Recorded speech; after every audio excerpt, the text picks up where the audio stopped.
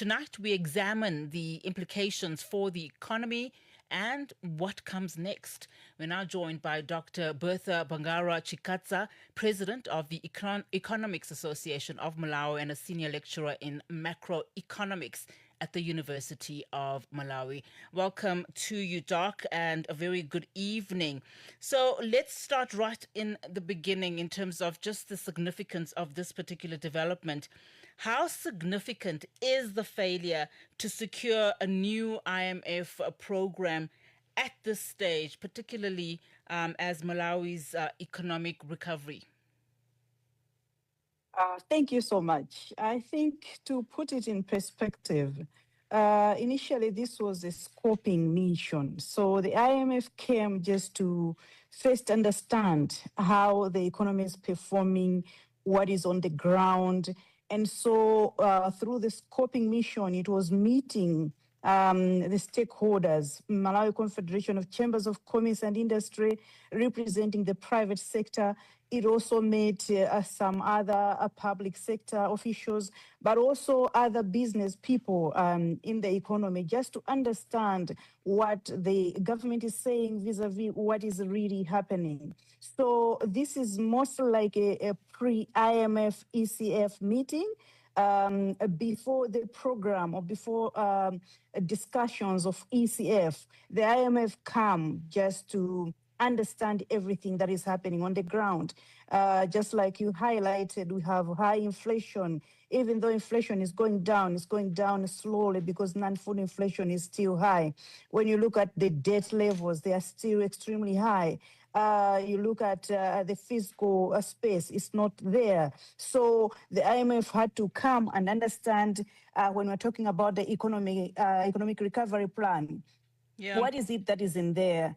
Yes, and when we are saying that probably we are going to reduce the debt to that level, maybe 9% of GDP, when we're talking about also 60% of GDP, maybe by 2030, the IMF had to come and look at those statistics with what is happening on the ground. Is that indeed feasible? Yeah. So I think it's kind of like a benchmark just to look at what was there or what was being proclaimed vis-a-vis what is actually on the ground.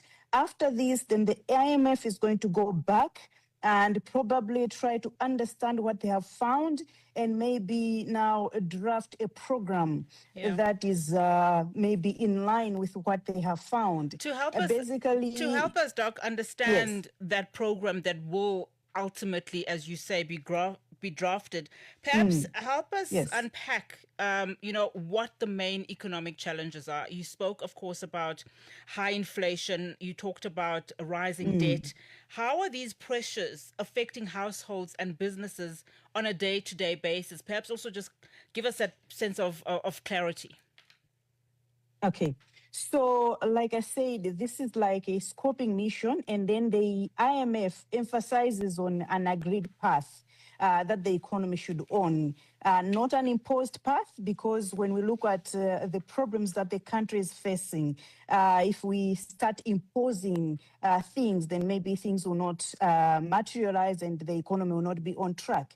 So after the just ended mission, then the IMF staff will go back to design a program that is somewhat mirror the plans that the government has put in place, the economic recovery plan, or we are calling it National Economic Recovery Plan. So the program is going to mirror that. It's going to mirror that because in the economic recovery plan, we are talking of the declining foreign exchange reserves. How are we going probably to boost Forex?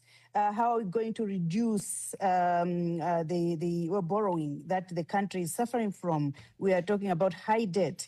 How is the government going to maybe increase domestic revenue mobilization? We're talking about domestic revenue mobilization in terms of taxation. Where can we tax more? Or where can we maybe put relief and so on? And then above all, how can we grow the economy? Because out of all these, we still need the economy to grow. We still need poverty levels to go down. We still need maybe the economy to be ticking. So the program is supposed to mirror what is being put by the government. Of course, tweaked in one way, just to take into account, the expertise of the IMF and not just everything that the government is putting in place. And so after this, then when we look at now the issues that we have, the IMF now have to look at what's feasible. For example, we are talking about GDP growing at 2.8%. We were projecting maybe a 3.4%, but this is an agricultural economy. And an agricultural economy that is indeed suffering from all sorts of problems. Then we are also hearing that there will be an El Nino. So because of the El Nino, it's going to reduce the agricultural produce.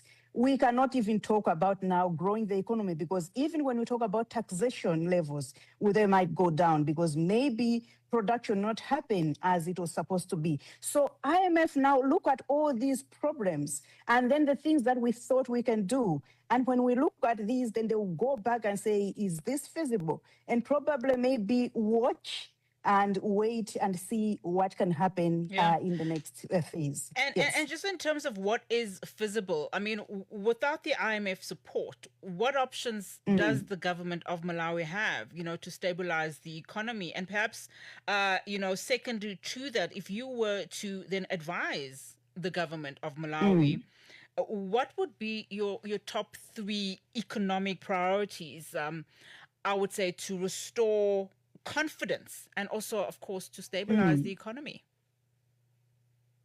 I think we need to prioritize fiscal policy in support of macroeconomic stability. We're talking about this because this is linked to debt reduction.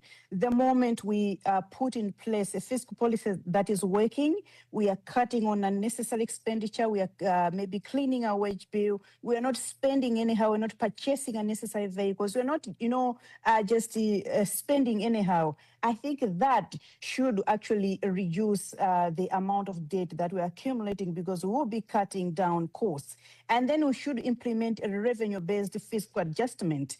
If we can maybe expand the tax base and close exemptions. We have a lot of exemptions in Malawi, and these are even affecting the amount of revenue that we collect domestically. So if we can close on that, cut on the exemptions, and then expand the tax base, I think we should improve on expenditure efficiency, but also this should include public investments and drive sustainable growth. And on top of that, I think we should also be talking about even effective commitment and expenditure control, because most of the expenditure is happening in the ground, and indeed it's actually piling up in terms of debt. But can Malawi rely on some of those domestic measures alone? I think if we are committed and there is indeed political will, but also the will of the Malawians to understand what is at stake, then I believe that indeed we can do certain things right. However, with the problem of foreign exchange that we are facing, an IMF program would come in just to signal to maybe other development partners on the path that we have taken, maybe just to be on track with certain things, some commitments, for example, the ones that are touted in Article 4.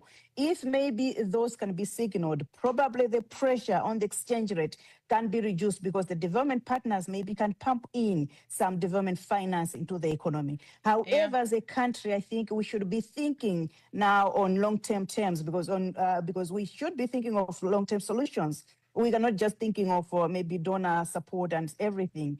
Probably it's high time we started looking at our plans. What can we export and how can we export? What structured markets are there to put our export, and so on and so forth, so that at least we can generate the much needed forex that the country is struggling with. Yeah, and I think geopolitically what is happening, it does compel many countries to look outside of those. But very quickly, as we wrap up our conversation, how does, and it might be a difficult one too, but how does Malawi, or how can Malawi balance economic stabilization while protecting its vulnerable communities? I'm saying this looking particularly at, just some of the criticism that the IMF-backed reforms can also place additional strain on ordinary citizens. Very quickly, Yes. Doc, if you can. Yeah, so I think this has always been a problem because, for example, when we just talk about increasing taxes, I think it affects everyone. For example, VAT, it affects everyone from 16 to 17.5. So I think the government can single-handedly pick which ones are really vulnerable and protect them accordingly, because mostly we have seen universal subsidies which haven't actually worked. We've seen even universal health, in the health sector, you see everyone is able to access free health services. There are certain things that I think if government can actually cut on unnecessary expenditure and just protect the vulnerable and actually finance them, maybe give them support in terms of whether it's the tools, the inputs they want for farming, whether it's the money they need just to go with the day-to-day lives. I think they can do that. But I think it's just this thing of just trying to please everyone, which proves to be unsustainable, especially when you look at the money that goes, for example, into agriculture input subsidies.